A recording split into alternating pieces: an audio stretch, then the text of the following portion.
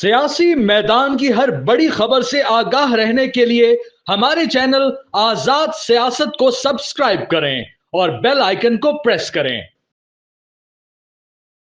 बिस्मिल्लाहिर्रहमानिर्रहीम, आप देख रहे हैं आज़ाद डिजिटल और मैं हूं इरफान खान। खैबर पख्तूनख्वा में आए रोज़ करप्शन स्कैंडल सामने आ रहे हैं, एक दूसरे पर इल्ज़ामात लगाए जा रहे हैं और ये इल्ज़ामात अपोजिशन नहीं बल्कि तहरीक इंसाफ के अपने ही रहनुमा, अपने ही वज़रा एक दूसरे पर लगा रहे हैं। इस वक्त खैबर पख्तूनख्वा में गवर्नेंस की क्या सूरत हाल है, जो ब्यूरोक्रेसी हैं वो इस निज़ाम को किस तरह चला रहे हैं, अहम तरीन ओहदों पर जो लोग बैठे हुए हैं क्या वो वज़ीर आला और चीफ सेक्रेटरी के कंट्रोल में हैं, क्या उनके कंट्रोल से बाहर हैं। इन मौजू पे बात करेंगे। हमारे साथ स्टूडियो में मौजूद हैं सीनियर सहाफ़ी मुश्ताक यूसुफज़ई साहब। सर, बहुत शुक्रिया वक्त देने का। सर, पहले तो ये जो करप्शन के इल्ज़ामात आए रोज़ आ रहे हैं, इतने अरब की करप्शन हुई हैं, इतने अरब की करप्शन हुई हैं, पब्लिक अकाउंट्स कमेटी की मीटिंग कॉल की जाती हैं, क्या समझते हैं कि ये अगर करप्शन हुई भी हैं तो ये भी इनके पिछले अदवार में हुई है? बहुत शुक्रिया इरफान साहब। आपके इल्म में है कि जब इनकी हुकूमत बनी तो तकरीबन पहले ही महीने में इनके खिलाफ करप्शन के इल्ज़ामात सामने आए थे और वो ना अवामी नेशनल पार्टी ने लगाए थे, ना जो उनके मुखालिफिन मुस्लिम लीग पीपल पार्टी या JUI उन्होंने लगाए थे, ये खुद तहरीक इंसाफ के सेटिंग मिनिस्टर ने लगाए थे। और फिर इंक्वायरी हुई थी और फिर आखिर में क्या हुआ कि उस मिनिस्टर को उन्होंने हटा दिया था। और बदकिस्मती की बात यह है कि उसके बाद भी बड़े बड़े स्कैंडल्स यहाँ पे रेज हो रहे हैं और इन्होंने जो कमेटी बनाई है 3 मेंबर कमेटी, उन्होंने भी कुछ चीज़ों के ऊपर काम किया था, कुछ लोगों को उन्होंने बुलाया भी था, उनके ऊपर चार्जेस थे करप्शन के, लेकिन अभी तक मेरे ख्याल में किसी को सज़ा नहीं हुई। और अब तो ये है कि तहरीक इंसाफ चूँकि मुख्तलिफ ग्रुप्स में बढ़ चुकी है यहाँ पे हमारे सूबे में, और इन लोगों को शायद यकीन है तहरीक इंसाफ के अंदर जो लोग हैं और जो इस वक्त गवर्नमेंट में लोग हैं, जो सरकारी मुलाजमीन हैं, उनको यकीन है कि शायद करप्शन जो है अब कोई मायने नहीं रखता, ये कोई जुर्म नहीं है। और जब आप करप्शन करेंगे, पैसे कमाएंगे, मिसयूज ऑफ पावर करेंगे तो आपको सज़ा नहीं होगी, क्योंकि इससे पहले यहाँ पे बेतहाशा ऐसे केसेस सामने आए हैं कि लोग समझ रहे थे कि शायद इस पर कुछ लोगों को सज़ा हो जाएगी, किसी को सज़ा नहीं हुई। तो मेरे ख्याल में जिन लोगों की तरफ आपका इशारा है जो सब गवर्नमेंट में है तो बिल्कुल उनके ऊपर कोई चेक एंड बैलेंस नहीं है। और बदकिस्मती की बात यह है कि अक्सर हम जिक्र करते हैं कि ये जो पार्टी है तहरीक इंसाफ, ये वन मैन शो है। इमरान खान साहब के नाम पे इन्होंने वोट लिए हैं, अभी उनका नाम इस्तेमाल कर रहे हैं। इनकी खुशकिस्मती समझिए या इनकी बदकिस्मती समझिए कि वो जेल में हैं और उन तक बहुत कम लोगों की रसाई है। पहले क्या होता था कि जब आपके पास मालूमात आती थी करप्शन के, मिनिस्टर्स के, MNAs के, MPs के, तो कुछ लोग उनके साथ चीज़ें शेयर करते थे और उनकी आदत ये थी कि फिर वो कार्रवाई करते थे, लोगों को फॉरवर्ड करते थे। तो लोगों को एक खौफ था कि ऐसा ना हो कि मैं ये करूँगा मिनिस्टर को या MNA को ना, या मैं पैसे लूँगा तो हाँ साहब को पता चल जाएगा। और चूँकि इसमें तो मुख्तलिफ ग्रुप्स है तो एक दूसरे ग्रुप के खिलाफ जो है वो उनको चीज़ें पहुँचाते थे। अब ये है कि एक तो उन तक रसाई नहीं मिल रही लोगों को, जो MNAs है, MPs है, जो बाकी लोग हैं, मीडिया के लोग हैं। दूसरी बात यह है कि यहाँ पे अब ऐसा लग रहा है कि कुछ खास लोगों का कब्जा है इस गवर्नमेंट पर भी और इस पार्टी पे ना। तो जो लोग बाहर हैं तो वो इल्ज़ाम लगा रहे हैं करप्शन हो रही है, करप्शन हो रही है। और कुछ जगहों में उन्होंने चीज़ें भी शेयर की हैं, उनके पास प्रूफ भी है। ये जो डॉक्यूमेंट्स स्कैंडल है ना 40 अरब का, तो इसमें तो ये नहीं है कि ये कोई मतलब हेर से नहीं है, बाकायदा करप्शन हुई है। लेकिन इनके जो लोग हैं हुकूमत के, वो कहते हैं कि हमसे पहले कुछ करप्शन हुई है, अभी कुछ इंक्वायरीज हो रही हैं। लेकिन उमूमन ये तासुर है इस सूबे में लोगों में कि शायद करप्शन जो है वो कोई जुर्म नहीं है इस सूबे में। तो सर, ये जो इन्होंने एक कमेटी बनाई है, करप्शन भी इनके पिछले अदवार में हुई हैं या अब हो रही हैं, और उन्होंने इसके एहतसाब के लिए या अकाउंटेबिलिटी के लिए कमेटी भी अपनी बनाई है, तो क्या ऐसा मुमकिन है कि ये उन लोगों को मोरद इल्ज़ाम ठहरा सकें? जो इन्होंने कमेटी बनाई है तो एक एडवाइजर्स हैं, मुज़म्मिल असलम साहब, सारी जो स्पीकर है मुसद्दिक़ अब्बासी साहब जी, और शफारमान साहब ने फिर इस्तीफा दे दिया था। एक जो काजी नूर साहब है, تو قاضی انور صاحب کی ڈیبلٹی تو اچھی ہے لیکن بہت عمر رسیدہ ہیں اور ان کو تحریک انصاف کے فورٹس کا اتنا پتہ نہیں ہے کہ اس میں جو لوگ ہیں کس طرح ایک دوسرے کو بلیک میل کرتے رہتے ہیں.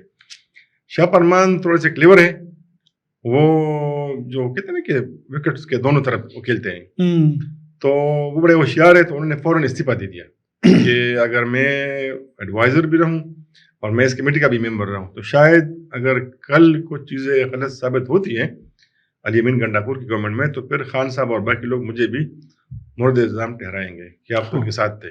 تو اس لیے وہ سائڈ ہو گئے.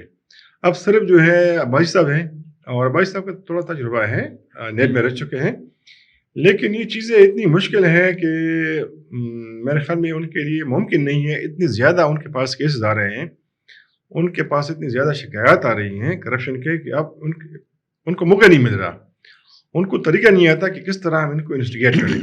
اور اکثر یہ کہتے ہیں کہ نہیں یہ کچھ لوگ ہمارے جو پارٹی کے ہیں تو وہ ایک دوسرے کو بدنام کرنے کے لیے ملائن کرنے کے لیے اس طرح کرتے ہیں. لیکن دوسری طرف اگر آپ دیکھیں تو خود تحریک انصاف کے جو سرکردہ لوگ ہیں وہ الزام لگا رہے ہیں کہ یہاں پہ جو سرکاری مشینری ہے, جو سول بیوروکریسی ہے, وہ ان کی حکومت سے زیادہ طاقتور ہے اور ہر منسٹر نے اور ہر ایم این اے نے اپنا اپنا بندہ لگایا ہے, پولیس میں بھی اور سول بیوروکریسی میں بھی. تو اس لیے ان کو اپنا چیف سیکرٹری مانگنا پڑا, جو شاہ ولی شاہ صاحب ہیں. ان کو انہوں نے درخواست کی تھی, کافی ایفرٹس کے بعد ان کو یہاں پہ چیف سیکرٹری لگایا. لیکن اب سننے میں آ رہا ہے کہ کچھ بیوروکریٹس سے ہیں کہ وہ ان سے بھی زیادہ طاقتور ہے اور وہ ارب پتی ہے. اور یہ وہ لوگ ہیں کہ یہ پرویز خٹک صاحب کے حکومت سے فرائز جو ہے نا پوزیشنز, یہ ان کو ہولڈ کر رہے ہیں اور یہ صرف ان کے موقع میں چینج ہوتے رہتے ہیں. باقی جو ہے ان لوگوں نے بے تحاشا پیسہ کمائے ہیں, یہ کافی ڈفرینشیل ہے. اس لیے شاید اب ان کے بس میں نہیں ہے کہ ان کو بھی ریپلیس کریں.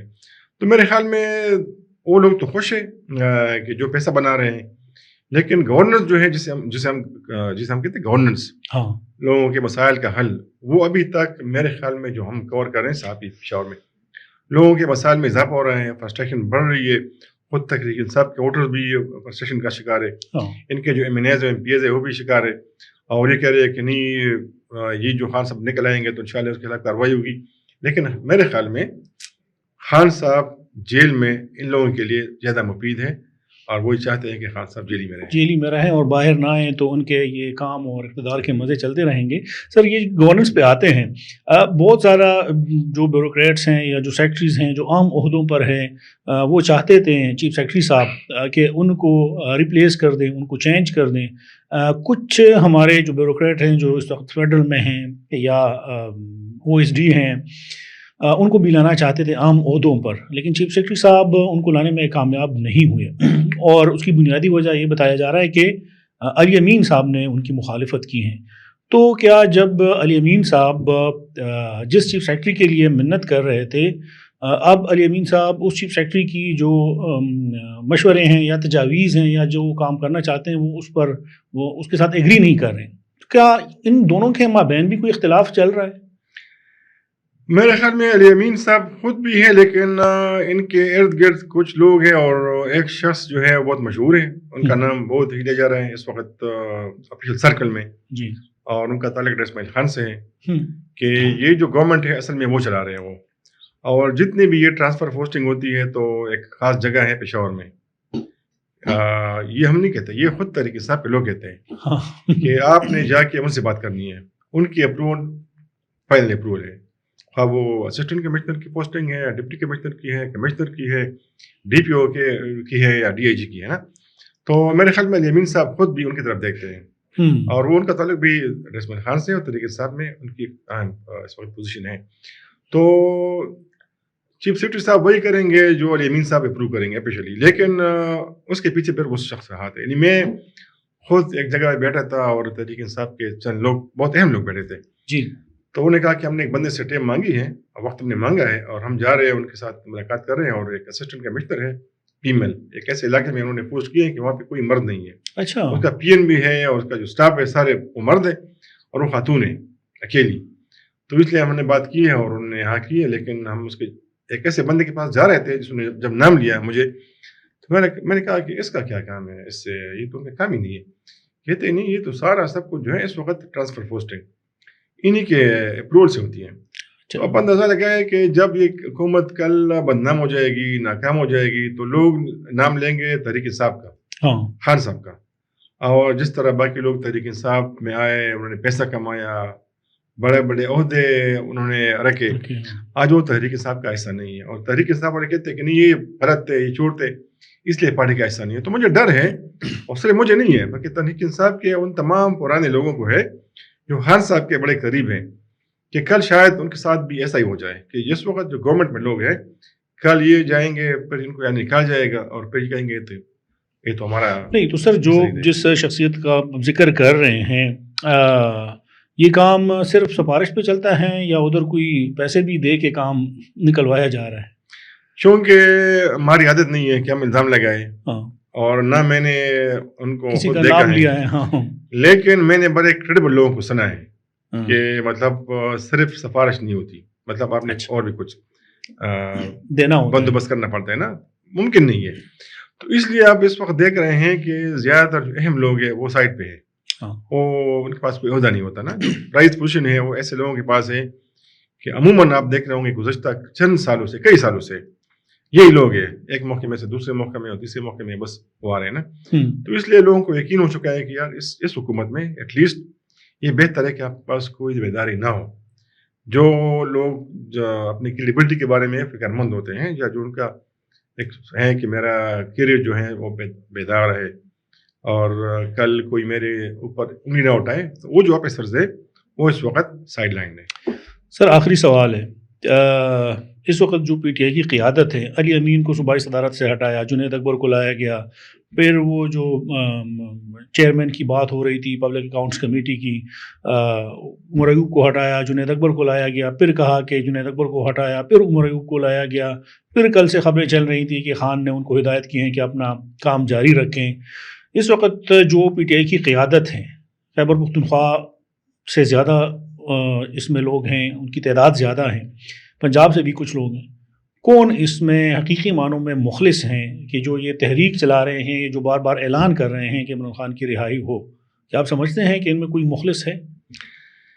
مجھے تو بدقسمتی سے اس وقت جو لوگ آپ کو نظر آئے نا اسٹیج پہ، تو بہت کم لوگ مجھے نظر آ رہے ہیں کہ واقعی وہ خان صاحب کے قریب. خان صاحب کے ساتھ جو مخلص ہیں ان کے ورکرز ہیں، اور یہ لوگ جو ہیں اس وقت جو ارد گرد بیٹھے ہیں آپ کو نظر آ رہے ہیں، تو یہ بھی ورکرز کے غصے سے ڈرتے ہیں، اس لیے یہ اس طرح بس بیٹھے ہیں. ادروائز اگر ان کے بس میں ہوتا تو کبھی بھی یہ کسی بھی مظاہرے میں نہ آتے.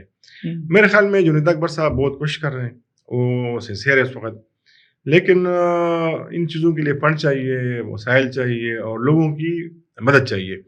اور میں نہیں خیال کہ اس وقت ان کو پی ٹی آئی کے لیڈرشپ سے وہ سپورٹ مل رہی ہے خان صاحب کی رہائی کے لیے یا تحریک چلانے کے لیے کہ جو درکار ہے یا جو ہونا چاہیے. بیرسٹر گوہر صاحب جو ہے شریف انسان ہے، لیکن میرے خیال میں وہ بالکل مسپٹ ہے اس وقت. اور جب تک آپ کے پاس اسٹرانگ اور مضبوط چیئرمین نہیں ہوگا، اس طرح جو ہے نا جو سیکرٹری جنرل ہے، تو یہ دونوں اہم عہدے ہیں اور وہ کافی بیچارے شریف لوگ ہیں، بہت کمزور لوگ ہیں، اس لیے ان کا کوئی رول نہیں ہے. اور انہوں نے اسٹیج کھلا چھوڑا ہے تحریک انصاف کے ان لوگوں کے لیے جو ایک دوسرے کو بلیک میل کرتے رہتے ہیں. بہت شکریہ سر. آپ نے مشتاق صاحب کا تجزیہ سنا، بیچ میں انہوں نے کچھ ہمارے ساتھ انتہائی اہم خبریں بھی شیئر کی کہ گورننس کا سسٹم کیسے چل رہا ہے، کون کہاں جا رہا ہے، پوسٹنگ ٹرانسفر کہاں سے ہو رہی ہے. مزید اس طرح کی خبروں کے لیے اور انالیسس کے لیے ہم دوبارہ زحمت دیں گے مشتاق صاحب کو. تب تک کے لیے ہمیں دیجیے اجازت. اللہ حافظ.